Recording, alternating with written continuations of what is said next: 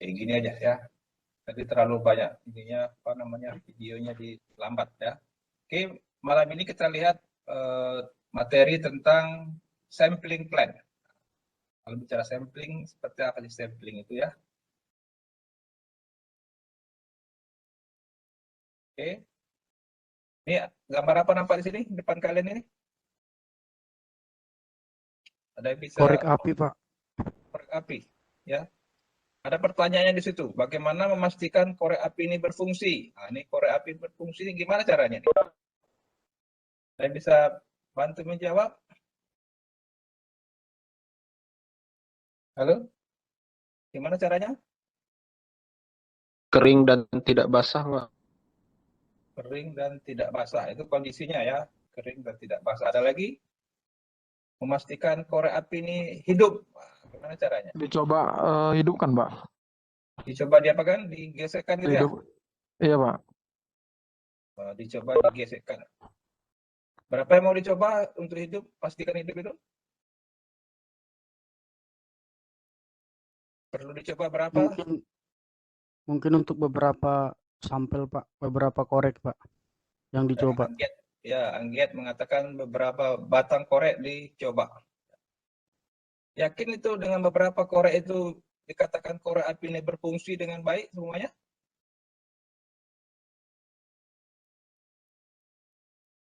Apakah dengan mengambil beberapa dan dihidupkan itu yakin kita semua korek ini bisa hidup?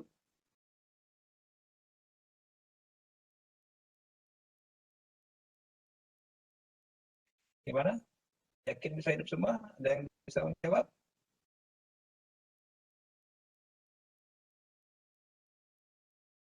Yuk, Sahat, mana Sahat? Yakin kamu kalau diambil beberapa dihidupkan gitu hidup semua korek api ini?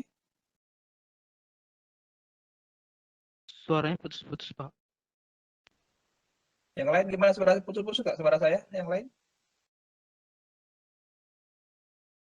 Putus-putus, Pak. Bagus, Pak. Bagus, Pak. Bagus ya.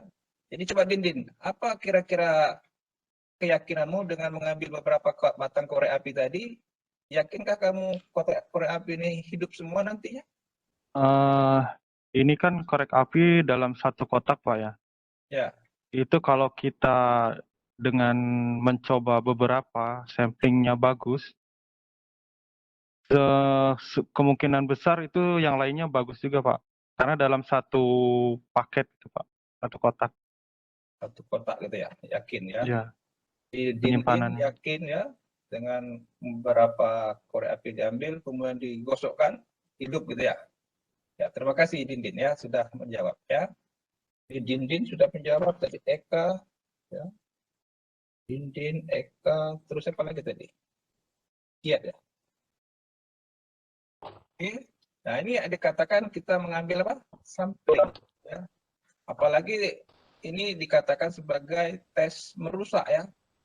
Kalau dihidupkan kan nggak bisa dipakai lagi. Nah, ini dikatakan sebagai tes merusak. Artinya produknya nggak bisa dipakai. Ya. Jangan sampai dites semua. Kalau dites semua bagus, tapi hasilnya tak ada. Fungsi, tapi cuma ngetes saja, tapi pas waktu diperlukan sudah tak hidup lagi karena sudah terbakar ya. Nah itu salah satu contoh sampling ya. Paham sampai sini apa itu sampling ya? Ini mengambil sebagian untuk dilakukan pemeriksaan atau percobaan atau pengetesan. Itu dikatakan sampling. Nah ini setelah kuliah kita tentang sampling, kita harap yang di kelas ini, rekan-rekan semua ini mampu memahami metode sampling sebagai apa? Bagian penjaminan mutu, ya. Dan mampu memahami kerugian dan keuntungan sampling.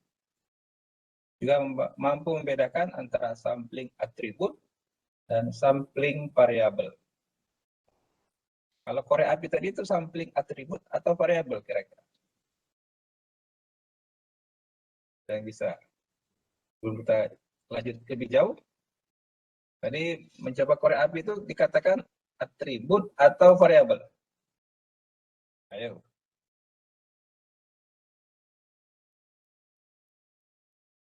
Dindin sudah, Alsah. Coba Alsah, coba. Ya, Pak. Apa? Yang kita tadi korek api tadi itu termasuk sampling atribut atau sampling variabel? Kalau menurut saya kayaknya itu sampling variabel, Pak. Variabel. Kenapa disebut variabel, Alsah? Karena dia mengambil sampling tertentu dengan jumlah tertentu, Pak. Ya, sebagai petunjuk buat semuanya ya. Sedikit lagi ya jawaban Alsah tadi. Kalau variabel itu yang bisa diukur gitu ya. Misalnya meter, kilo ya, apa ampere, voltage, sesuatu yang diukur. Nah, itu variabel. Ya. Jadi kalau korek api tadi gimana Alsah? Kamu masih bertahan dengan variabel atau atribut? Ini variabel itu sesuatu yang bisa diukur. Jadi korek api tadi entitas hidup atau mati itu apa?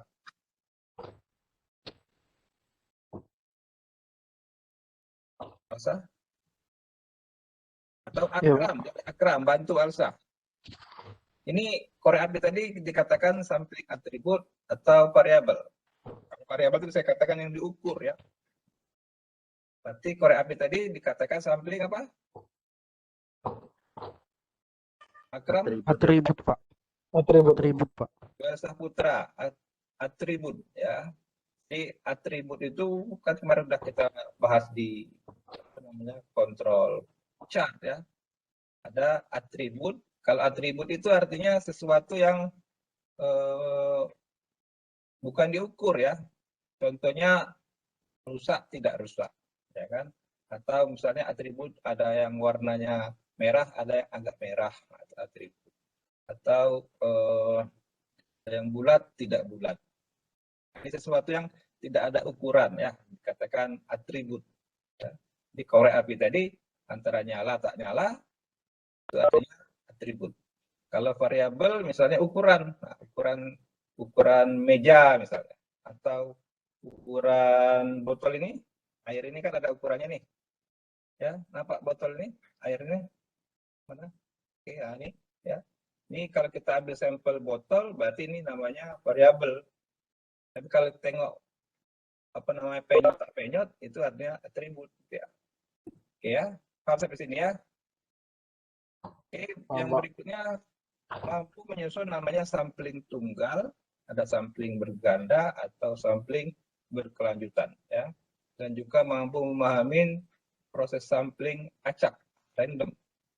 Ini adalah target-target yang kita akan capai pada kuliah malam ini ya. Jadi tolong dipastikan kalian memahami kelima item ini ya. Kita lanjutkan ya. Nah, ya. Nampak gambar berikutnya nih? Sampling dan proses. Nah, jadi pengambilan sampling ya.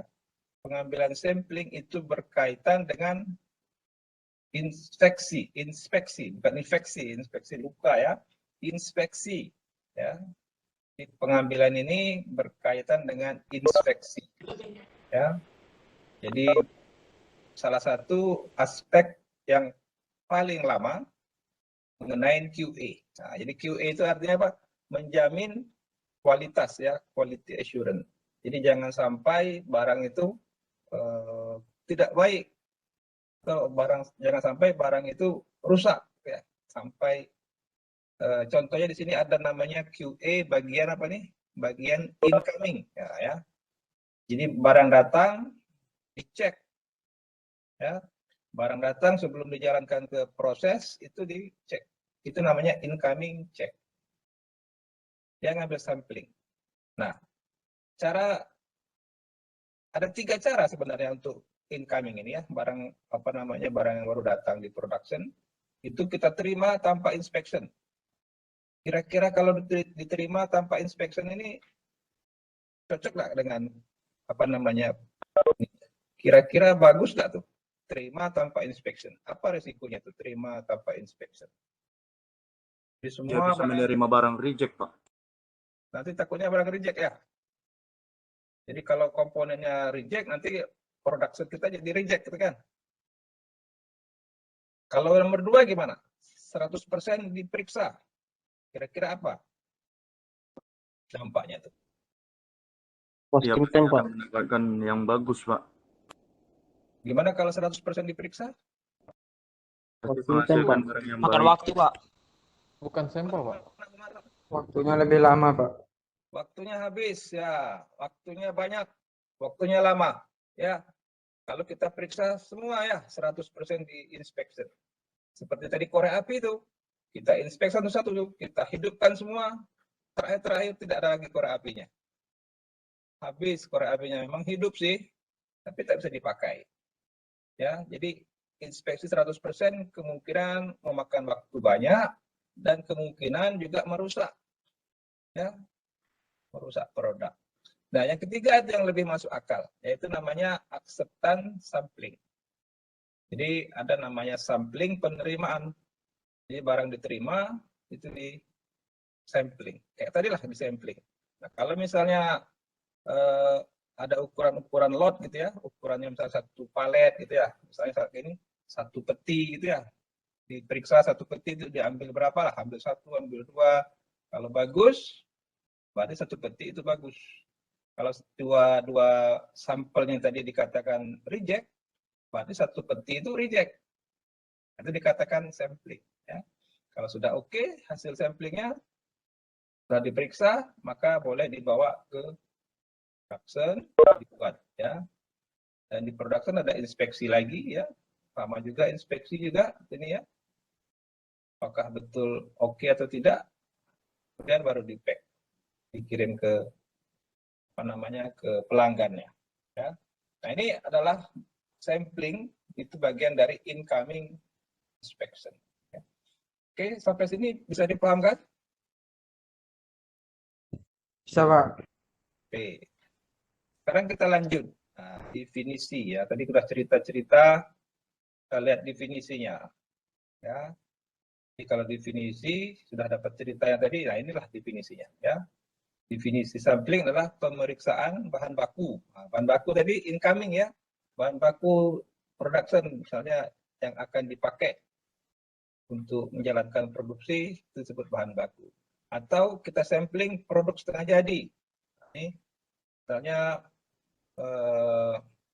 supaya tidak begitu banyak yang reject, pada saat setengah jadi diambil sampling. Supaya yakin kita seterusnya itu bagus ya kan. Atau sebelum dikirim ke customer produk jadi. Nah, jadi tadi kita periksa pada saat incoming, ini produk kita yang sudah siap kita sampling. Ini adalah merupakan aspek penjaminan mutu ya. Jadi quality assurance-nya ada di sini ya. Jadi tujuan inspeksi adalah untuk menerima atau menolak satu produk ya. Jadi tujuan kita memeriksa 1 peti tadi, itu tujuannya adalah menerima atau menolak 1 peti itu. Ya, berdasarkan kepatuhan terhadap standar. Standarnya apa misalnya tadi? 1 peti diambil 2 isinya. Misalnya di apa komponen. Jadi kalau 2 komponen tadi bagus, berarti baguslah semua isi peti itu. Nah, itu standarnya barangkali ya. Kalau misalnya dari 2 itu ada rusak 1, ya misalnya, atau 2 rusak, sampelnya berarti 1 peti itu dikatakan ditolak. Ya. Nah, jadi prosedur inspeksi digunakan disebut sebagai sampling penerimaan. Itu sebagai definisi sampling ya. Ini cerita mana ya definisinya. Oke, nanti bisa kalian gunakan definisi ini ya. Oke, kita lihat filosofi sampling. Nah, apa sih sampling itu? Sejak zaman dulu ada sampling itu ya. Ternyata orang itu tidak gampang percaya ya. Ini saya cek dulu ya, saya ambil sampling. Saya ambil contohnya, sampel. Itu kan sering kita lakukan atau kita sering dengar ya. Di sini dikatakan sampling, pengambilan sampel, penerimaan atau acceptance sampling bukanlah pengganti untuk pemantauan dan pengendalian proses yang menggunakan metode statistik untuk mengurangi variability. Jadi kita kan kemarin belajar tentang apa? Control limit gitu ya. Ingat ya? Ada control limit, ada specification limit, itu kan pemantauan di proses. Nah, itu bukan hal yang misalnya diganti dengan sampling. Jadi proses tadi tetap dikendalikan seperti yang kemarin itu ada apa namanya presisi, ada apa lagi? Akurasi gitu ya. Dan variasi ya. Nah, itu kan diproses. Jadi tetap aja diproses itu dipantau, dimonitor ya, dikendalikan. Pada saat barang itu jadi dicek lagi sampling. Nah, ini adalah dikatakan bahwa sampling bukan pengganti pemantauan dan pengendalian proses. Ya. Kalau pengendalian proses itu disebut sebagai QC, sampling ini bagian dari apa? QA. Ya. Jadi ini adalah dua bagian yang berbeda. Ya. Jadi kalau misalnya proses kita itu bagus, ya, prosesnya bagus, waktu proses itu terpantau, termonitor dengan baik, mudah-mudahan pada waktu disampel hasilnya itu bagus. Kan ceritanya seperti itu. Ya. Kalau kita misalnya melihat kontrolnya tidak bagus, kemudian defeknya juga, variasi juga besar, nah kalau di sampling, mudah-mudahan banyak yang tidak lolos dari sampling. Nah itu hubungannya ya. Jadi ada dua hal yang berbeda, tetapi berhubungan secara langsung. Ya. Oke, ada yang bisa ini kan perjelas lagi ini? Halo? Bisa ini kan? Alfa? Mana alfa? Apa beda dengan QA? Apa beda QC? Ya. Ada yang mau menambahkan? Chandra? Mas Chandra Sitepu? Ada pertanyaan? Oke. Kalau ada pertanyaan, kita lanjut. Nah, ya. Aspek-aspek dari sampling ya, disebut acceptance sampling.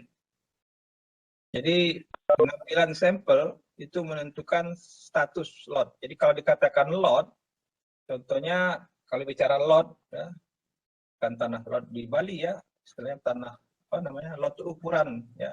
Misalnya satu lot itu kalau misalnya kita terima apa namanya buah-buahan dalam peti, bisa saja satu lot itu dianggap 5 peti. Nah, 5 peti ini satu lot. Ya. Jadi lot itu adalah untuk ukuran ya. Jadi kalau misalnya satu lot itu 5 peti, berarti kalau diambil sampel dari lot tersebut, itu adalah untuk menentukan kualitas dari lot itu. Jadi contohnya tadi 5 peti satu lot, berarti satu peti atau beberapa peti kita buka, diambil sampel, maka tujuan sampel tadi adalah untuk memastikan kualitas lot. Ya, jadi kalau dibilang lot itu artinya ukuran sampelnya ya. Kemudian sampling plan tidak membentuk kontrol mutu langsung apapun. Jadi kalau kita katakan sampling ini tidak tidak terkait dengan pekerjaan proses kontrol ya, tidak terkait dengan kontrol chart ya. Jadi sampling plan ini hanya menerima dan menolak. Kalau dia accept, lot itu kita terima. Kalau dia reject, lot itu kita tolak. Ya, itu dikatakan keputusannya. Ya. Contohnya kita ambil misalnya tadi kembali ke mana, ke jeruk tadi ya. Jeruk itu misalnya kita anggap satu, ya gampang aja lah ya. Satu peti itu diukur satu lot. Misalnya satu peti itu isinya 100 biji jeruk. Kita anggap jeruk ya. Jeruk itu waktu diproses sama-sama bagus. Jeruk itu sama-sama bagus dalam peti. Kemudian diambil sampel waktu diterima di Batam misalnya. atau waktu diterima oleh pabrik sirup misalnya, sirup yang mau dicoba sampel. Nah, walaupun prosesnya bagus semua jeruk ini, misalnya ada 5 peti, kita buka, kita ambil sampel 2 misalnya, ternyata walaupun semua prosesnya terkendali, jeruk tadi waktu di packing, ternyata ada 1 peti yang tidak lolos sampel. Berarti 1 peti itu ditolak. Ya, lotnya ditolak, ya, 1 peti ditolak. Artinya apa? Walaupun pengambilan sampelnya itu sama, walaupun jenis lotnya juga sama, belum tentu semua bisa diterima. Jadi sangat tergantung daripada hasil sampel yang dari lot tadi. Ya. Jadi nomor 3 dikatakan sampling ini memeriksa kualitas produk sebagai audit. Ya. Jadi kalau disebut assurance itu artinya meyakinkan, ya, meyakinkan bahwa itu bagus. Ya. Nah, ini sampling sebagai alat audit. Ya. Jadi alat audit untuk memastikan produk itu bersesuaian dengan specification. Ya. Nah, ini adalah aspek-aspek dari sampling. Ya, ada 3 aspek. Yang pertama, menentukan status lot, tidak memberikan kontrol langsung kepada apapun, kemudian sebagai alat audit. Oke. Kira-kira gimana? Bisa dipahami? Gimana? Erin? Purba? Paham kamu, Erin? Ada pertanyaan, Erin?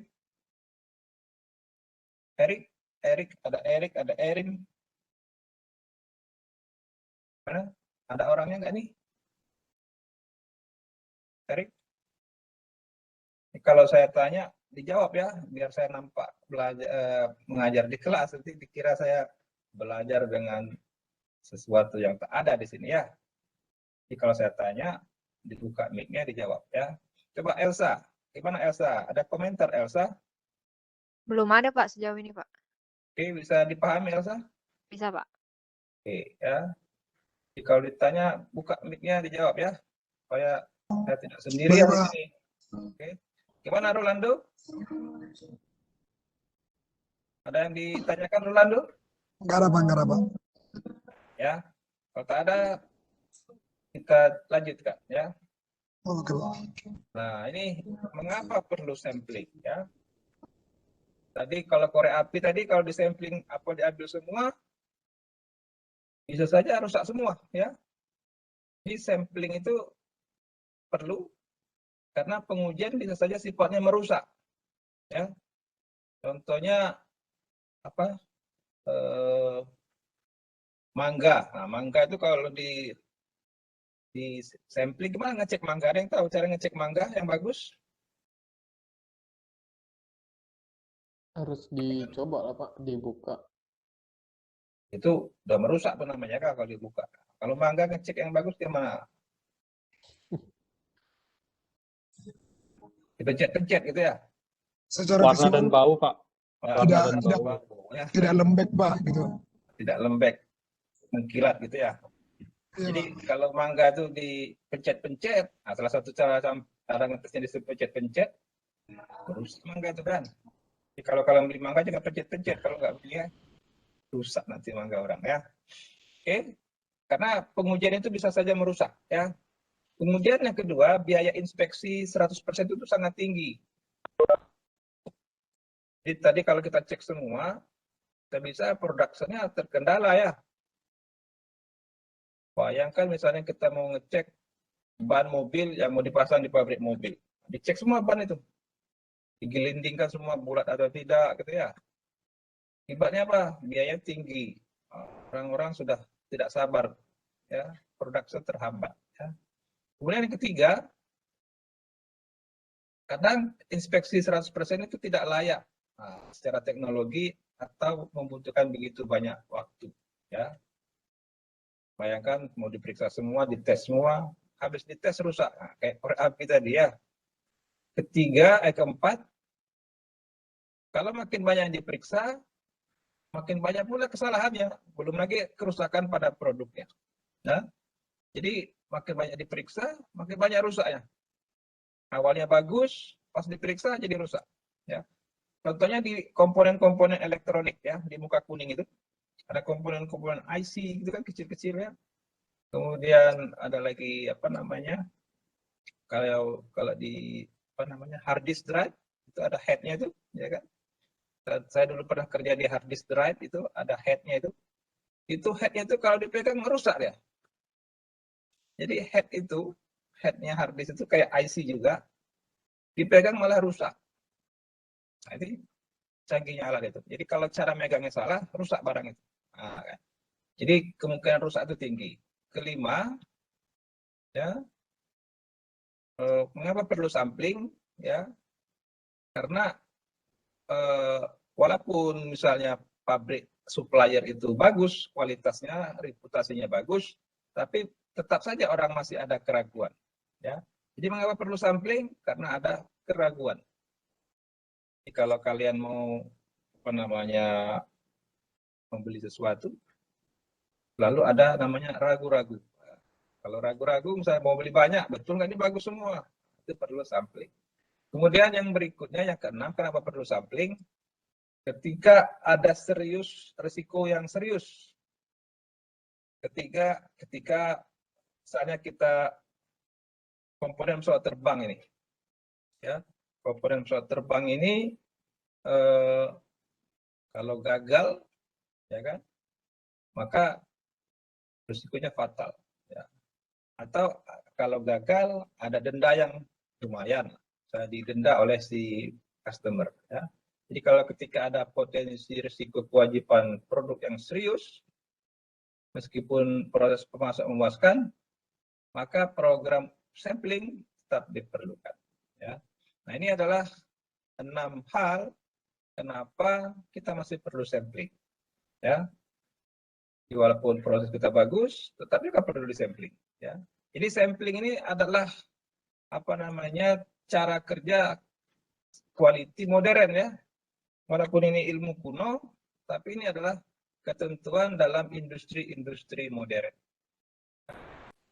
Jadi tidak ada sampling itu. Ya, biasanya dilakukan pada saat barang itu diterima atau waktu barang itu mau dikirim. Oke. Nah, sekarang kita lihat tadi sudah ada cerita-cerita karena kalau diperiksa semua itu berkaitan dengan apa? Cost. Nah, cost itu ibaratnya duit lah. Ini duit apa namanya? Duit emas nih ya. Jadi caranya adalah mengurangi inspection. Sampling itu mengurangi inspection. Jadi, jangan sikit-sikit tak diperiksa, ya kan? Rusak barang itu, lagi biaya periksa tinggi. Nah, bagaimana mengurangi biaya inspeksi? Yaitu dengan cara sampling. Oke, sampai sini setuju semua dengan ini? Setuju, Pak. Setuju, Pak. Iya, setuju, Pak. Mana penjelasan saya bisa dipahamin jelas? Bisa, Pak. Saya? Bisa, Pak. Oke, sekarang kita lanjutkan. Tadi kita bicara kenapa perlu sampling. Ternyata sampling itu ada juga kerugiannya. Ya, kerugiannya ini apa namanya risiko menerima lot buruk, menolak lot baik. Nah ini kan namanya juga sampling. Ya, kita ada risiko, kita terima ternyata lot itu tidak bagus, atau kita tolak, padahal lot itu bagus.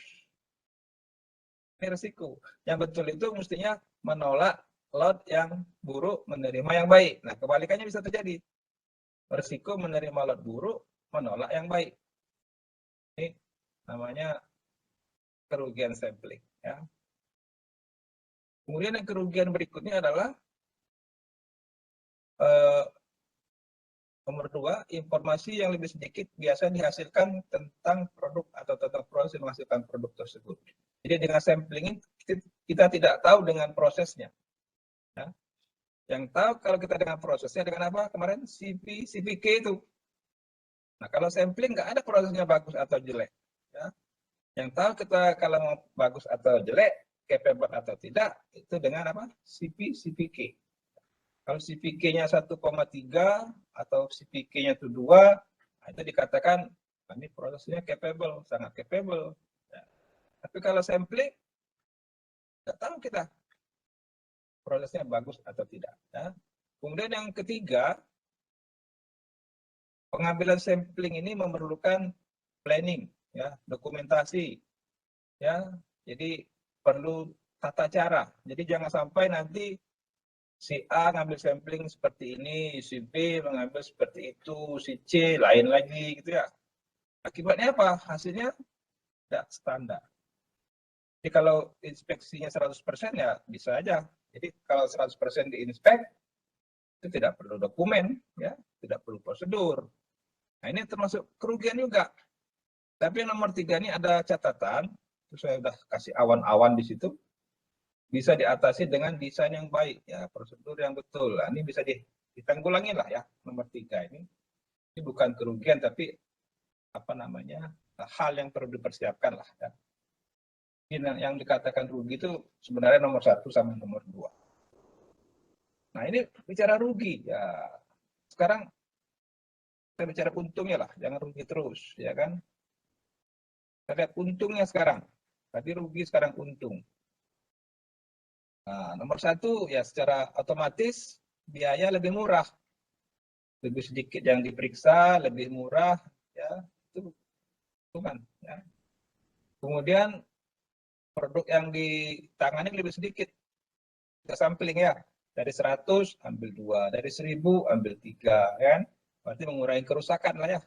Apalagi pakai tes merusak. Contohnya tadi mangga, ambil 1 kupas, dicicip manis enggak. Kalau bagian QC mangga, kenyang juga dia kan ya. Setiap hari berapa mangga dia makan. Kan? Ada yang suka mangga sini?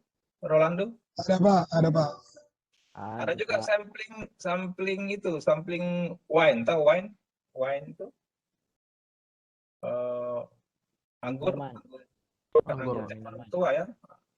Jadi sampling wine itu ada orang spesifik yang penciumannya sensitif gitu ya. Kemudian setelah dicium di dekat-dekatkan ke hidung diminum. Jadi ke orang sampling wine itu kalau pulang kerja dia diantar dia. Kenapa dia diantar kalau bagian QC sampling wine ini? Ada yang tahu? Aset Pak. Dia sudah mencicipi minuman keras, Pak. Kenapa dia mabuk, Pak. diantar? Alsa? Udah mabuk, Pak. Karena mabuk ya, karena dia langsung keliang-keliang. Jadi setiap pulang kerja dia diantar. Karena kerjanya adalah minum anggur tiap hari. Karena ketugas dia, ya kan. Ada lagi pengetesan kopi gitu ya, sampling gitu ya. Itu adalah namanya sampling ya. Nomor 3, nah ini keuntungan sampling tadi kalau tes merusak ya. Misalnya di mangga dikupas, dirasa, kemudian kalau misalnya uji kekuatan, barang itu dihancurkan, kuat apa enggak gitu kan. Sampling biasanya terkait dengan uji destruktif, ya, atau dites dia rusak, itu uji destruktif. Kemudian kalau sampling berarti sedikit yang mengetes lah, ini kan otomatis dengan nomor 2 lah ya, yang dites lebih sedikit, otomatis yang meriksa juga sedikit, ya. Nomor 5, nah ini seringkali mengurangi jumlah kesalahan, ya. Istilah itu makin banyak diperiksa, makin banyak salahnya tuh. Ini jadi keuntungan sampling kurangin kesalahan inspeksi. Nah, nomor 6, nah, saya tandain warna hijau. Ya. Jadi kalau kita misalnya terima barang, kemudian kita katakan ini lot ini semua dicacat ini, tidak sesuai dengan standar. Ini akan memberikan apa? Motivasi yang kuat untuk pemasok untuk meningkatkan quality. Ya. Jadi kalau misalnya perusahaan kita atau pabrik kita menerapkan ini, maka ini akan membuat si supplier itu akan berpikir berkali-kali untuk mengirimkan barang yang tidak bagus. Ini untuk keuntungan sampling. Coba bayangkan misalnya kita katakan, oh ini barang yang kalian kirim tidak kami sampling ya, kami langsung masukkan ke line produksi. Akhirnya dia dikirim yang rusak-rusak barangkali. Ya. Jadi ini sampling ini adalah untuk memastikan pemasok membeli barang yang bagus. Jadi keuntungan sampling. Oke. Nah, itu yang dikatakan kerugian dan keuntungan. Oke, ada pertanyaan sampai sini?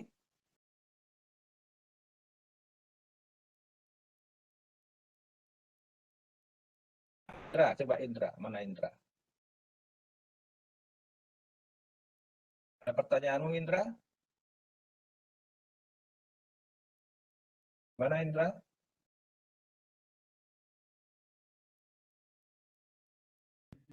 Tak ada di tempat? Hoirunisa, mana Hoirunisa? Kalau dipanggil, hidupkan mic-nya ya. Biar nampak saya tidak sendirian di kelas ini. Ya. Mana Hoirunisa? Sirgar? Iya, Pak. Apa tadi keuntungannya Hoirunisa?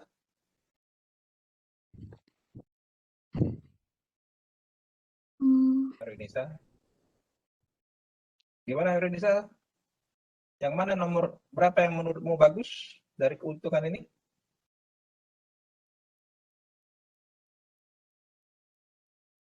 Hoirunisa tak mau jawab. Ya. Nomor 4, Pak. Nomor 4. Kamu kerja di mana Hoirunisa, bagian apa? Enggak kerja, Pak. Cuman ada praktek magang, Pak, di PT DJTW. Apa? Bikin apa di sana? Pabrik rokok, Pak. Ada pabrik rokok ya? Apa mereknya? Iya. Tuh?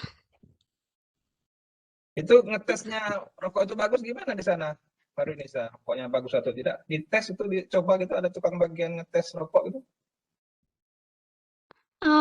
Kalau itu saya kurang tahu, Pak, karena saya di bagian bahan baku, persediaan bahan baku spare part, Pak. Jadi kurang tahu kalau di bagian mesin rokoknya. Di Hoirunisa besok cari rokoknya ya, tunjukkan besok kelasnya ya. Iya, Pak. Oke ya, terima kasih Hoirunisa ya. Iya, Sekarang sama-sama, kita Pak. lanjutkan ya. Dengan lot. Nah, tadi kita kan bicara lot ya. Jadi lot-lot itu, ukuran-ukuran yang akan diambil itu harus ada syaratnya ya. Jangan misalnya tadi jeruk 5 peti jadi 1 lot. Besok jeruknya 10 peti 1 lot juga ya. Jadi lot itu harus ada persyaratannya ya. Jadi lot itu kumpulan-kumpulan yang akan kita ambil sampel. Itu disebut lot ya. Pertama, lot itu harus homogen, artinya sejenis lah ya. Jadi kalau misalnya ada jeruk, ada mangga, ada apa lagi, apel, maka sampelnya masing-masing. Ya. Jadi kalau dibilang ambil sampel jeruk, berapa jeruk yang diambil dari 1 peti gitu ya.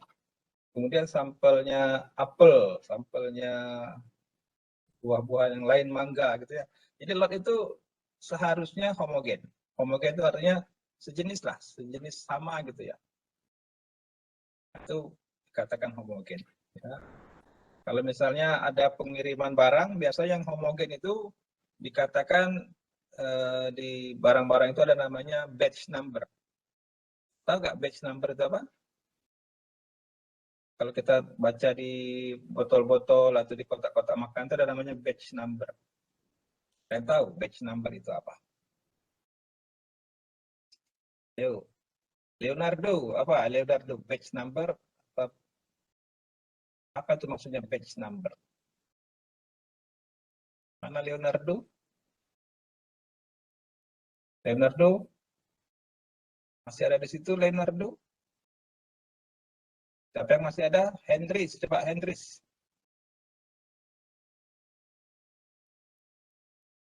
Siapa yang bisa jawab? Apa itu batch number? Nomor identitas produk. Kalau sah lagi menjawab apa? Barcode harga, Pak ya. Nomor identitas produk. Batch number. Jadi misalnya batch number itu apa namanya diproduksi tanggal sekian, itu 1 batch number. Besok lagi ada 1 batch number. Jadi, apa tadi alasan batch number? Nomor identitas produk. Nomor identitas produk ya. Jadi menunjukkan kapan produk itu dibuat. Nah, itu kan, itu misalnya kita terima barang, terima kasih Elsa. Jadi terima barang itu misalnya terdiri dari batch number-nya ada 3. Berarti itu bisa dikatakan minimal ada 3 lot. Karena batch number itu bisa jadi materialnya itu berbeda-beda, walaupun jenisnya sama. Ya. Itu gunanya batch number. Jadi misalnya kayak pabrik misalnya kemarin handphone ya, ada handphone yang bermasalah. Jadi handphone yang bermasalah ini perlu ditarik lagi ke mana? Ke pabriknya. Jadi yang sudah di pasar itu ditarik handphone itu. Jadi untuk cara menariknya apa? Dilihat batch number-nya. Oh, batch number ini bermasalah. Jadi yang batch number 0011 sekian, tarik. Ini gunanya batch number. Nah, jadi kalau untuk homogen lot biasanya menggunakan batch number. Ya, jadi kalau batch number-nya sama bisa dikatakan satu lot. Ya. Dan yang kedua, pembentukan lot itu lebih bagus kalau ukurannya besar. Misalnya satu lot ukurannya 10.000, ada satu lot ukurannya 5.000, ya. Makin besar ukuran lot, harusnya makin bagus dibanding dengan ukuran lot yang kecil. Ya. Kenapa lebih bagus ukuran lot yang besar ini? Yeni apa? Yeni bisa jawab Yeni? Yeni baru masuk. Gadiono, mana Gadiono? Ya, kenapa ukuran lot yang besar itu lebih disukain, Mas Giono? Karena untuk samplingnya lebih mana ya? Seumpama 10.000 samplingnya 10 lebih bagus daripada 1.100 dengan sampling 10. Nah, ya. Mantap Ngadiono. Bagus ya. Jadi Ngadiono mengatakan kalau 10.000 samplingnya 10, kenapa yang 100 samplingnya juga 10 ya kan? Jadi lebih besar, lebih bagus. Nah ini kalau bicara lot ya. Tapi saya pastikan lotnya itu homogen ya, Pak Ngadiono. Jangan lotnya campur-campur ya. Iya harus sama Pak, sama part ya Pak. Ya satu nomor produk, satu batch number gitu, satu jenis gitu ya. Kemudian yang nomor 3 ya, lot harus bisa dihandling ya, dihandling dari pihak supplier atau pihak customer ya. Jadi kalau kita ngambil lotnya itu biasanya dalam palet gitu ya. Jadi kita lebih mudah memindah-mindahkannya gitu ya. Jadi lotnya diambil berdasarkan palet ya. Jadi lotnya itu secara kesepakatan antara pembeli dan penjual berbentuk apa? Ada lagi lotnya itu kalau kita misalnya beli minyak itu minyak apa namanya? Ya tanah lah misalnya minyak gitu bisa pakai kapal tanker gitu kan ya. Nah, itu harus disepakati juga cara ngambil sampelnya. Jadi kapal tanker itu diambil sampel juga tuh. Gimana cara ngambil sampelnya? Disepakatin loh dari prosedurnya, ya kan? Jadi minyak itu kan sifatnya misalnya kalau ada air di bawahnya itu kan airnya ke bawah, minyaknya ke atas gitu ya. Bagaimana memastikan airnya itu tidak ada di bawah? Ini disepakatin gimana cara ngambil sampel. Ya, misalnya ada lagi sampel beras yang dicurahkan itu, bukan di karung-karung misalnya. Nah, itu gimana cara ngambil sampelnya? Nah, ini jadi lot itu harus confirm bagaimana menghandle ya, baik dari pihak supplier maupun pihak customer. Nah, ini adalah syarat-syarat pembentukan lot. Nah, kalau ini dilakukan, mudah-mudahan sampelnya itu seragam, hasilnya bagus dan mewakilin ya. Jadi lotnya dibentuk dulu dengan betul. Oke? Jadi pahamin ya. Nah, sekarang berikutnya kita lanjutkan. Ini kita bicara prosedur sampling. Sampling itu ikut prosedur supaya siapapun yang mengambil sampling itu artinya dia terstandar ya, bukan suka-suka saya ngambil sampling seperti ini, ada lagi ngambil model yang lain gitu ya. Jadi skema pengambilan sampling itu dibuat dalam seperangkat prosedur ya. Terdiri dari apa? Rencana pengambilan sampel. Di situ ada ukuran lot ya. Ukuran lot itu yang tadi ya 10.000, 1.000 dari ukuran sampel. Berapa mau diambil dari 10.000 tadi? Ambil 10, itu dikatakan ukuran sampel. Dan kriterianya ya. Misalnya dari 10 kriterianya kalau misalnya ada reject dari 10 misalnya dapat rejectnya 1 masih accept misalnya. Rejectnya 2 masih accept, rejectnya 3 masih accept, rejectnya 4, nah ini 4 barangkali lebih dari 3 dikatakan reject. Ini dikatakan sebagai kriteria ya. Jadi sampel, jadi ada 3 ya, ukuran lot, ukuran sampel, sama kriteria diterima atau ditolak. Ya.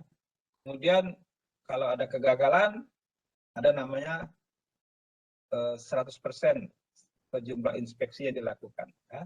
Jadi ini adalah prosedur. Nah, kalau bicara prosedur, nah ini saya tuliskan di sini ada tabel yang berisi prosedur-prosedur. Nah, ini ada atribut, tadi sudah tahu ya, atribut ya. Paham ya atribut tadi? Maruli? Apa tadi atribut Maruli? Mana Maruli? Masih ada di situ Maruli? Apa itu atribut? Maruli? Masih on kah?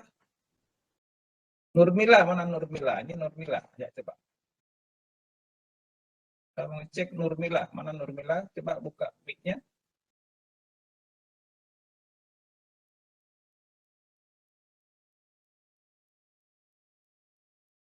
Atau Mardiah, mana Mardiah?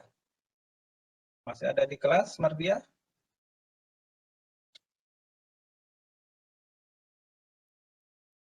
Halo? Radiatun Mardiah, mana Radiatun Mardiah? Halo Radiatun? Nurmila, Radiatun. Silakan dibuka mic-nya coba. Malu ya? Siapa yang tidak malu-malu di sini? Reva, mana Reva? Kalau saya tanya dibuka ya mic-nya ya, dijawab gitu ya. Biar tidak sepi saya di sini sendirian ya. Apa Reva? Apa itu atribut Reva?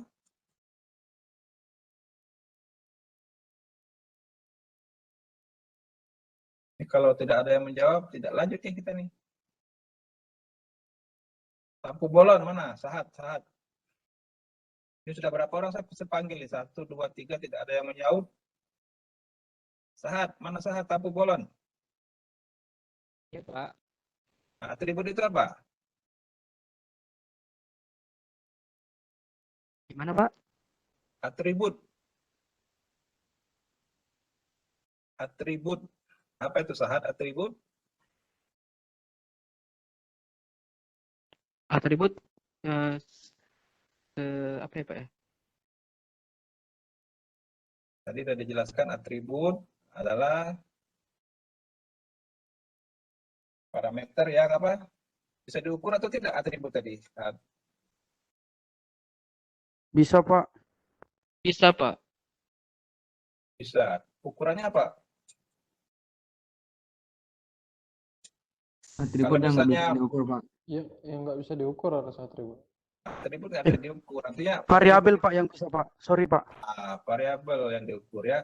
Kalau atribut itu misalnya kita ngecek apa defect atau ngecek mangga itu masak atau tidak, ya kan? Atau kita ngecek komponen itu lengkap atau tidak. Nah, itu disebut atribut ya. Kalau variabel ukuran ya.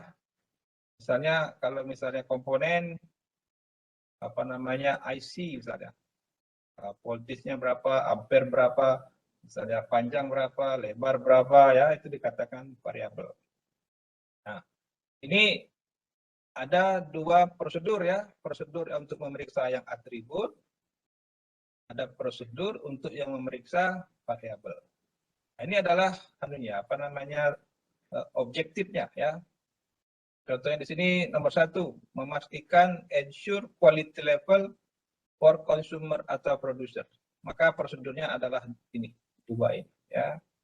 Ada lagi misalnya prosedur reduce inspection after good quality history. Nah, jadi kalau misalnya historinya bagus terus, maka ada namanya pengurangan inspeksi. Nah, ini ada prosedurnya, cara mengurangi inspeksi. Caranya apa? Kalau atribut skip lot, sampling atau double sampling, begitu juga variabel. Ya. Kemudian nomor terakhir ini ada ensure quality no worse than target. Jadi quality tidak lebih buruk, ya, no worse than target. Artinya quality terburuk itu jangan sampai tercapai gitu loh. Yang paling buruk itu jangan sampai dapat. Nah, ini kan caranya apa? Pakai metode LTPD katanya. Saya jelaskan LTPD atau namanya Dodge-Romick. Ya. Ini adalah prosedur-prosedur yang bersesuaian dengan tujuan tadi. Ya. Jadi tujuan ini macam-macam. Kalau yang biasa-biasa nomor 1 ini. Ya, kalau nomor 2 memaintain quality target. Nah, pakai ini. Military standar berapa. Kemudian ensure average ongoing. Oke, ini ya. Jadi prosedur ini bermacam-macam ya. Tergantung apa yang akan kita hadapi. Ini adalah tugas dari seorang QA engineer nanti ya. Prosedur apa yang cocok untuk barang yang akan kita terima ya. Ini terkait prosedur ini banyak pilihan ya. Nanti kita lihat di pilihan masing-masing ya. Ini contohnya adalah yang sering dipakai. Ini ada standar internasional namanya ANSI ASQZ 14/2003-2013. Ini merupakan salah satu sampling prosedur and table for inspection by attribute. Nah, ini ya. Ingat ya, atribut. Ini kalau cocok ya, atribut ya. Nah, ini adalah salah satu contoh prosedur yang bisa nanti kita pakai ya. Oke, sampai sini bisa ini diikuti? Ya. Bisa, Pak. Oke ya. Sekarang kita lanjutkan dengan contoh. Nah, ini contoh. Kita ada bicara teori macam-macam. Contohnya apa, Pak? Ini contohnya ya. Contohnya ini ada di sini, nampak di layar kalian? Ya, ini saya minggir-minggir biar terbaca situ ya. Tuh. Jika lot size-nya 10.000, ya kan? Nah, ini ada lot size ukuran N 10.000, kemudian sampel size-nya 89, berarti dari 10.000 diambil 89 pieces ya. Kemudian kriteria penerima itu disebut C sama dengan 2 ya. Artinya apa? Jika dari sejumlah sampel yang diambil terdapat defek 1 atau 2, maka lot itu diterima. Tapi jika defeknya dari 89 itu lebih dari 2, misalnya 3, 4 dan seterusnya, maka lotnya diapakan itu? Tolak. Ditolak. Ditolak, Pak. Nah, itu contohnya ya. Jadi kita dari 10.000 ambil 869, kriterianya 2, didapat misalnya 3, berarti satu lot 10.000 itu ya tidak diterima. Tapi kalau misalnya kita confident dengan prosedur 10.089C2 ini, misalnya dapat 2, atau 10.000 itu kita terima. Ya kan? Nah, ini contoh sampling. Ya. Nah, ini mengambil 89 atau 2 itu ada namanya nanti di satu kurva. Nah, ini ada kurvanya. N89C2 itu kurvanya seperti ini. Itu dikatakan sebagai kurva OC ya, operation characteristic. Jadi nanti QA engineer itu akan memilih kurva yang sesuai dengan tingkat resiko yang sudah ditentukan. Jadi kalau N89C2 itu kira-kira apa sih artinya? Nanti dipasang di bagian apa? Bagian QC incoming. Oh, ini aturannya kalau 10.000 ambil 89, kriterianya 2. Ini orang QA jadi menentukan ini dengan kurva OC-nya ini ya. Oke. Oke, bisa ini contoh ini bisa dibayangkan?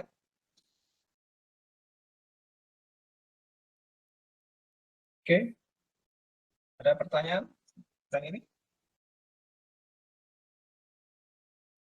Randy, coba Randy, kamu jelaskan gimana cara mengambil slot ini? Kalau Randy tidak mau jawab, Yeni. Nah, ini ada Yeni. Mana Yeni? Buka mic-mu, Yeni.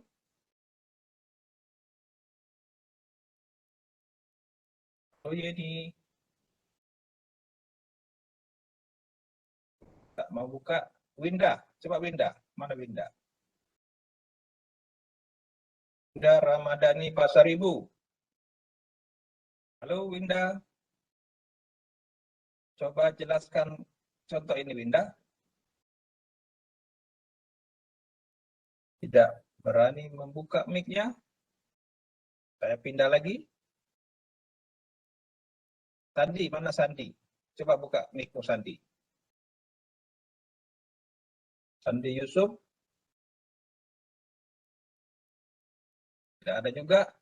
Berarti saya sendirian di kelas ini. Sariful Ihsan. Enggak, Pak. Masih ada yang lain, Pak. Hah? Kenapa dia? Jadi siapa yang menjawab? Sariful Ihsan coba. Ya, Pak. Ya. Coba jelaskan arti sampel ini tadi, Sariful Ihsan. Jika lotnya 10.000, maka sampel yang kita ambil itu 89, Pak. Jadi jika terdapat defeknya 1 atau 2, lotnya diterima. Tapi kalau lebih dari 2 itu ditolak, Pak. Ditolak, ya. Dia menggunakan kriteria C sama dengan 2. Oke, terima kasih Sariful, ya. Pak. Kita perdalam lagi, apa itu kurva ini ya? Apa sih kurva OC? Ya. Ini kurva OC. Ya, ini OC ya. Nah, ini kurva OC ini berkaitan dengan tabel ini ya. Tabel apa namanya? Probability of acceptance for single sampling dengan N89C sama dengan 2. Ini kurva ini kalau ditabelkan jadi seperti ini ya. Jadi kurva dengan tabel ini bersesuaian ya. Misalnya kalau misalnya lot defect-nya itu 0, berarti probability acceptance-nya adalah 100, ya 1 ya. Tengok titik ini ya, titik ini. Ya. Kalau makin ke bawah kita tarik, nah ini misalnya kalau defect lotnya itu 0,04, ya kemungkinan diterimanya adalah sebelah kirinya adalah 0,3. Kalau ini kan susah lihat tabel ini kan ya, apa kurva ini ya agak apa namanya angka-angkanya enggak tepat ya. Ini kita pindahkan ke tabel ini. Kita ceritakan gimana maksudnya ini ya. Nah, di sini dikatakan misalnya tadi yang kuning ini, apa yang kuning ya? Di sini katakan 0,02 fraction defect-nya. 0,02 di sini 0,02. Maka kemungkinan acceptance-nya adalah 0,7366. Artinya apa sih itu? Kalau 0,02 acceptance-nya 0,7366. Jadi kita kan bicara ini probability ya, kemungkinan-kemungkinan. Jadi misalnya dari cacatnya ini, jika lotnya cacatnya 2%, ini kan 0,02 ini 2% ya. Gimana dapat 2%? Tahu dari mana? 0,02 sampai dengan 2%? 0,020 itu sama dengan 2%. Gimana caranya dapat 2%? Kalikan berapa? Bagi 100, Pak. Kalikan 100, jangan bagi 100 ya, kali 100 ya.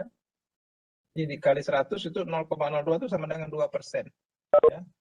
Jadi kalau cacatnya 2%, kemungkinan lot itu diterima itu adalah 0,74. Artinya apa? Jika ada 100 lot diperiksa, kemudian tadi dikatakan prosesnya itu 2% cacat. 2% ini dapat dari mana? Kira-kira kita dapat dari CP/CPK misalnya ya. Dari hitungan CP/CPK atau dari histori pabrik, ini kemungkinan cacat 2%. Jadi kalau ada 100 lot, ada cacatnya 2%, kemungkinan akan diterima dari 100 lot itu 74 lot dan akan ditolak 26 lot. Nah, ini bicara statistik ya, bicara kemungkinan. Ya. Jadi ini guna kurva itu seperti itu. Jadi kita memperkirakan berapa banyak yang bakal kita terima. Nah, kalau misalnya defeknya itu yang paling atas ini berapa nih? 0,005. Itu berapa persen itu defeknya? Berarti defeknya adalah berapa? 0,5%, Pak. 0,5 ya? Setengah persen ya? Iya, Pak, setengah. Nah, kalau defeknya itu 0,5%, misalnya si pabrik supplier itu mengatakan dari historinya defek kami ini 0,5% dari prosesnya itu ya. Jadi defeknya 0,5%, kita terima 100 lot, maka kemungkinan akan dapat diterima itu 0,9897 atau kita bulatkan 99. 98 ya. Jadi kalau kita bulatkan jangan ke atas ya, kalau quality gini ya, ke atas yang terlewat ya. Kalau pembulatan matematis 99 ya. Kalau pembulatan tentang quality ini kita bulatkan mestinya ke bawah. Apalah ya, itu matematis saja. Ini di buku ini dibulatkan ke bawah ya, dibulatkan ke atas ya. Apa?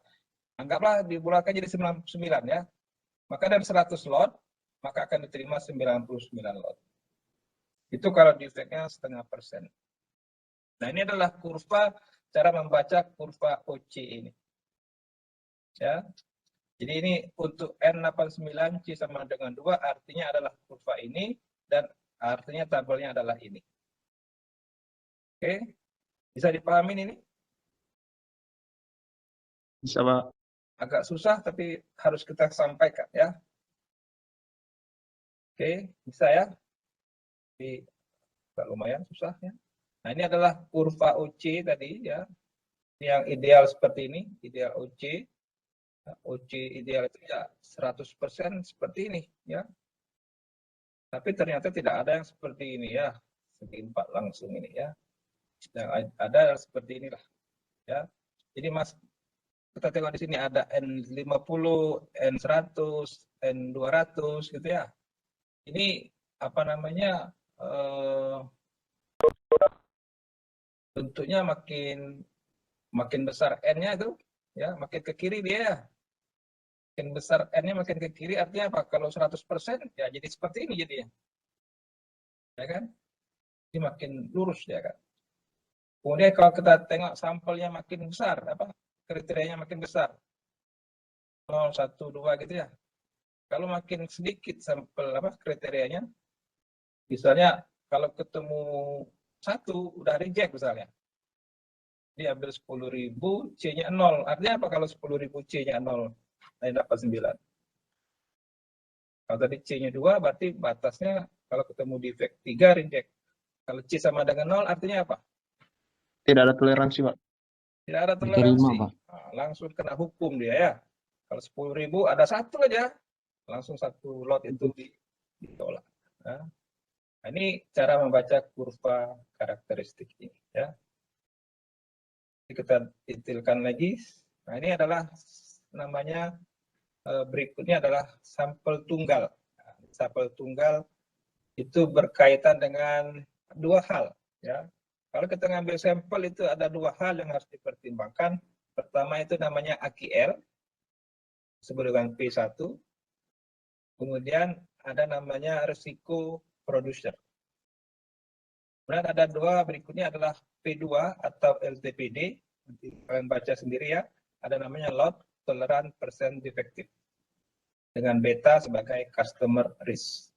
Nah, kalau disebut producer risk artinya risiko dari produser. Risiko produser itu apa? Dia mereject barang yang bagus. Itu disebut producer risk. Dia rugikan produsernya kan? Mereject barang bagus. Itu dikatakan producer risk. Kemudian berikutnya adalah customer risk. Customer risk itu apa? Mengaccept barang yang rusak. Barang yang rusak tapi di-accept. Kan sampling kan gitu tadi ya. Sampling tadi itu bisa menerima yang buruk, reject yang baik. Nah, itu risiko. Risikonya ada 2 jadi ada namanya producer risk, ada customer risk. Gimana? Bisa dipahami ini agak susah ya. Alfa itu kalau dalam statistik kan sudah ambil statistik ya. Alfa misalnya 5%. Berarti risiko produser adalah 5% menolak yang bagus. Kemudian beta misalnya 5% juga. Berarti customer risikonya menerima yang buruk. Dikatakan, nah ini dua kurva, ini dua requirement, ini merah sama hitam. Ini kita perlukan untuk mencari namanya N sama C tadi, N kecil tadi ya. Ini catat ya, merah hitam. Nah, ini kita lihat menggunakan namanya nomograph ya. Namanya nomograph. Di sini ada probability of occurrence sebelah kiri, di sini ada probability of occurrence in end trial. Ya. Ini single trial sebelah kiri, ini end trial sebelah kanan. Ini matematis sekali ya. Yang sebelah P1 0,1 alfa 0,05 itu yang ini, ya, yang ini. Jadi kalau garisnya apa? Garis pertama adalah 0,01 dengan 1 kurang alfa. Ini ya. Kita garis. Nampak ini? Garis nomor 1. Gimana kira-kira? Nampak? Halo? Ya. Bisa ya? Kemudian garis nomor 2 itu P2 0,06 ini. Ya. P2 0,06. Garis pertama tadi itu ini. Garis pertama nampak garis kuning. Ya. Garis kedua ini yang pertama. Garis yang kedua itu adalah garis kedua saya tandain dengan hijau ya. Garis kedua itu ini tadi ya. Di garis keduanya adalah ini hijau. Nah, ini digambarkan di sini ya. Ini ya, ini garis kedua ini. Yang garis pertama itu ini di zoom ya, di zoom. Ini hasil zoomnya nih ya. Nah, ini hasil di zoom. Ini sama ya, ini di zoom, ini yang di ya. Nah, dari sini akan ditunjukkan ya titik pertemuannya ini, nah, titik yang kecil ini. Nah, ini ya. Titik yang kecil ini. Yang di tengah-tengah ini hasil pertemuan. Nampak situ? Titik pertemuannya. Ini ya, titik pertemuannya ini. Nah, ini. Titik ini adalah ini ya. Jadi titik itu adalah ini ya. Nah, ini. Nah, ini dikatakan menunjukkan angka N89C sama dengan 2. Nah, ini adalah nomograph untuk mencari apa? Ukuran sampel dan juga kriteria. Nah, ini kerjaan yang istilahnya mudah sebenarnya, cuma harus perlu lebih teliti ya. Oke, nah ini adalah namanya single sampling ya. Jadi untuk menentukan single sampling kita menggunakan kurva OC.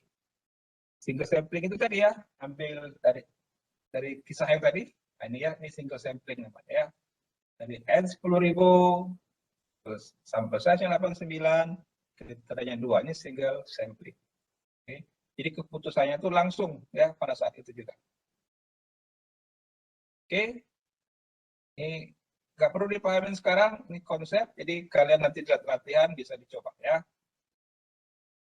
Kemudian kita lihat hasil sampling tadi, ada kan? Tadi kan ada ceritanya. Hasil sampling tadi kan diterima atau ditolak. Nah, yang ditolak diapakan yang ditolak tadi? Kalau kita sampling ditolak diapakan? Di rework Pak, rework. Nah, di rework ya, atau di reject, ya kan? Kalau misalnya Tadi contohnya ini ya, contohnya ini. Ya. Ini ada incoming log diperiksa gitu ya. Nah, ini diperiksa pertama kali. Yang tadi 10.000 misalnya ada 10 lot lah ya, berarti ada 100.000 ya. 10.000 dikali 10, 100.000. Ya. Ada kemungkinan accept, misalnya ada 8 lot. Berarti yang reject berapa lot? Kalau di sini ada 10, ya kan? Kalau diterima 8, berarti yang reject 2. Ya. Yang 2 ini diapakan? Kalau misalnya ada perjanjian dengan perusahaan itu, kalau ketemu reject, kembalikan. Nah, biasanya kayak gitu, kembalikan. Tetapi misalnya ada satu kasus, misalnya kalau dikembalikan nanti kita nggak bisa produksi. Diapakan? Di screening. Nah, ini di screening. Jadi lot yang reject tadi istilahnya di screening. Siapa yang bayar biaya screening biasanya? Suppliernya. Supplier itu dapat hukuman karena dia mengirim reject lot, tapi dia dapat hukuman. Hukumannya apa? Dia membayar biaya screening sebanyak berapa? 20.000 pieces tadi. Kalau ada screening, hasilnya apa kalau ada screening ini? Masih ada nggak rejectnya lagi kalau ada screening? Nggak ada lagi ya, karena ada screening satu-satu. Bagus. Artinya defeknya 0. Ya, defeknya jadi 0. Kalau yang ini defeknya masih ada. Kenapa dikatakan defeknya masih ada yang 8 lot tadi? Kenapa defeknya masih ada? Karena tidak di screening 100%, Pak. Kalau sudah screening tadi 100%, kalau yang 8 lot yang diterima masih ada defeknya. Karena masih ada customer. Sampling. Karena ini sampling ya. Sampling ini kan belum, artinya memang accept, tapi ada defeknya, cuma nggak ketemu. Ya kan? Defeknya ada, tapi nggak ketemu. Nah, itu defeknya disebut sebagai P0. Jadi outgoing lot ini tetap ada defek. Jadi 100.000 tadi defeknya adalah kurang dari P0. Karena ini sudah 0 dia. Jadi P1 ini setelah setelah outgoing defeknya itu kurang dari P0. P0 ini adalah defek yang dapat dari mana? Dapat dari data production di mana? Supplier ya. Production defeknya berapa? Berdasarkan nilai CPK, CPK, kira-kira defeknya sekian persen. Ya, atau sekian pieces. Ya, ngerti ya, PO ini. Jadi ini setelah dilakukan screening, kemudian total ini dikirim kemana? Ke mana? Ke production, ya kan? Maka defeknya sudah berkurang. Ya. Nah, ini adalah namanya single sampling rectification. Maksudnya itu kalau ada kasus seperti ini. Oke, sampai sini paham? Masih banyak bahan kita nih sampai berapa nih? Sampai jam berapa kita nih? Dikit lagi saya percepat aja ya. Berikutnya adalah ada namanya, kalau screening itu kan kerjaan periksa 100%. Ya. Itu namanya, ada namanya AOQ nanti jika screening. Average Outgoing Quality. Jadi kira-kira berapa sih defeknya itu? Ini tadi N-nya 10.000, N89 C sama dengan 2. Coming lot-nya itu 0,01 tadi, P-nya. Maka PA-nya itu katanya di sini 0,1 dapat 0,9397. Sehingga defeknya adalah ini ya. Jadi dari 10.000 tadi ya, jumlah defeknya itu akan dapat sekitar 93%. 0,93% dari 10.000. Nah, ini perkiraannya ya. Kira-kira itulah defeknya. Ini artinya banyak yang defeknya dari screening tadi ini. Ya. Bang, kita ngecek 10.000, itu setengah mati itu seminggu barangkali ya. Kemudian ini kan kalau dia cek 100% dapat 0,93%. Dia ada lagi namanya kurva AOQ. Ini istilah-istilah ya. Kurva AOQ ini ketika incoming sangat baik, quality output rata-rata juga baik. Ini yang namanya incoming sebelah X, yang di atas apa namanya fraction defect ya. Kalau incomingnya itu bagus, maka fraction defect-nya juga kecil ya. Tapi kalau incomingnya besar, maka makin tinggi defect. Tetapi anehnya di sini, kalau incoming defect-nya itu makin banyak, malah makin turun. Apa namanya defect yang diterima? Kenapa coba? Makin banyak defect di incoming, makin turun fraction defect yang akan dapat dalam production.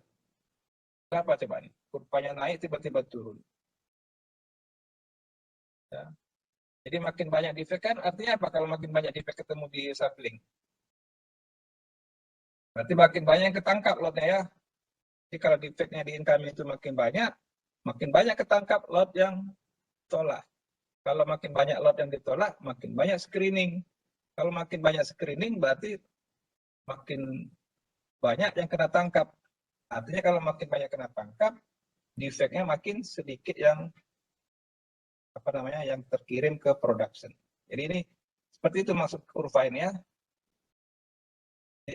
Keanehan ini bisa dijelaskan. Oke. Kita lanjutkan. Nah, berikutnya ada namanya total inspection. Ya. Tadi dari 10.000, kemudian tadi 89 C2, incoming lot 0,01 dengan PA tadi berapa? 0,9397, maka ATI-nya itu istilahnya berapa kali inspeksi? Ada 687 inspeksi. Nah, ini ada kasus jika kita lotnya itu diperkecil-kecil dari 10.000, kita bagi dari berapa misalnya? 10.000 kita bagi misalnya di 10 lot, 1.000, 1.000, 1.000, ya kan? Kemudian dari 1.000 itu kita periksa lagi, ada lagi defect, kita bagi lagi, kecil-kecil. Nah, kira-kira kalau cara memeriksa seperti itu akan ada inspeksi sebanyak 687 kali. Jika screening. Ini cara mengambil defect, cara mengambil inspeksinya. Ya. Ini nanti kita sampaikan bahannya, nanti kita dibaca di rumah ya. Kita teruskan namanya berikutnya double sampling. Tadi single sampling, ini kemudian ada namanya double sampling. Kalau double sampling itu namanya juga double ya. Jadi kalau double itu maksudnya ini. Jadi pertama ini yang pertama itu ini yang pertama dari sini ya. Kita misalnya ukurannya sini, inspect random. Ya. Ada namanya N150 dengan D1 defect ya, observe defect ya. Kemudian ternyata yang pertama D1-nya saya kurang dari C1 sama dengan 1. Nah, ini berarti accept. Ya. Kemudian ada juga yang ini D1 lebih dari ini di reject. Kemudian dilanjutkan ke bawah lagi. Ya, dengan ambil sampling yang lebih banyak lagi dengan N2 sama dengan 100. Jadi tadi N1-nya 50, sekarang samplingnya diperbesar lagi sampelnya dengan aturan D2. Sehingga nanti dengan yang kedua ini kriterianya makin besar gitu ya. Kalau kurang dari yang besar tadi dia accept. Kalau dia lebih dari yang tadi dia reject. Jadi dikatakan double ini artinya berjenjang. Ya. Jadi kalau tadi 1 kali sampling dapat keputusan. Kalau ini 2 step sampling kita baru dapat keputusan. Ya. Itu dikatakan sebagai double sampling. Ya. Jadi yang mana yang lebih aman? Nah, ini sesuai kesepakatan dengan customer supplier ya, mau yang single atau yang double. Ini saya persingkat saja. Berikutnya adalah random. Nah, ini ketentuan random. Ini secara umum sudah tahu ya, random itu artinya tidak memihak. Jika kita ambil random, bagaimana merandom kan? Sampel itu harus mewakilin tadi lot ya. Jadi kalau dalam lot itu disuruh ambil 89, jangan diambil satu yang gampang diambil, tapi harus dibagi-bagi dari 10.000 itu dibagi-bagi ya supaya merata ya. Dikatakan random. Jadi tidak ada kecenderungan dari yang ambil sampel. Yang mudah saja gitu ya, ambil yang gampang didapat atau ambil yang kayak gini bagus, itu dikatakan punya kecenderungan ya. Contohnya kita punya palet sini. Kita punya palet tersusun dalam peti kemas atau kontainer. Jadi kita bagi-bagilah. Misalnya ini 10.000 misalnya nih ya. Kita bagi-bagi tingkat 1 berapa, di tingkat 2 berapa, tingkat 3 berapa. Kemudian yang diambil yang mana? Kotak yang ini, kotak yang itu. Ini artinya didistribusikan. Itu dikatakan sebagai random. Contoh ini ada simple random, ada systematic sampel, ada stratified sampel, ada cluster sampel. Jadi artinya tidak ada kecenderungan untuk mengambil sampel yang seperti apa ya. Kalau dalam palet atau dalam peti kemas ya dibagi-bagi lah ya. Nah itu dikatakan random. Oke. Ini kuliah kita malam ini seperti itu ya. Jadi banyak yang perlu dipelajari lagi di rumah ya. Nanti bahannya akan saya sampaikan Edmodo ya, insyaallah ya. Ini nanti saya langsung kirim. Oke. Kira-kira ada pertanyaan sampai sini?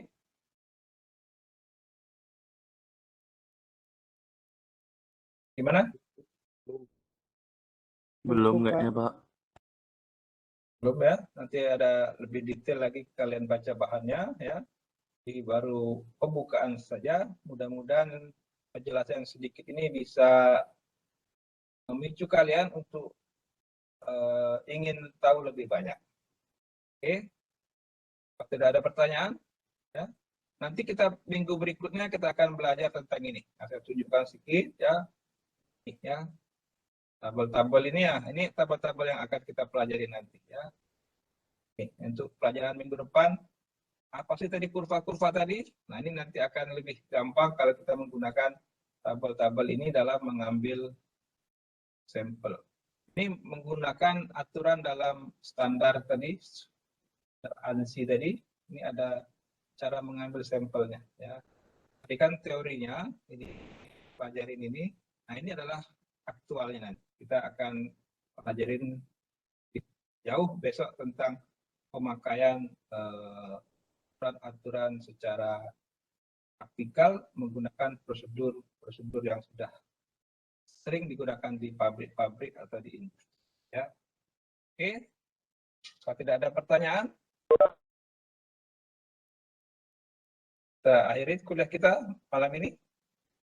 Ya. Terima kasih atas perhatiannya. Oke. Assalamualaikum warahmatullahi wabarakatuh. Waalaikumsalam. Terima kasih Pak. Terima kasih Pak. Oke, Selamat malam Pak. Selamat Salam. Selamat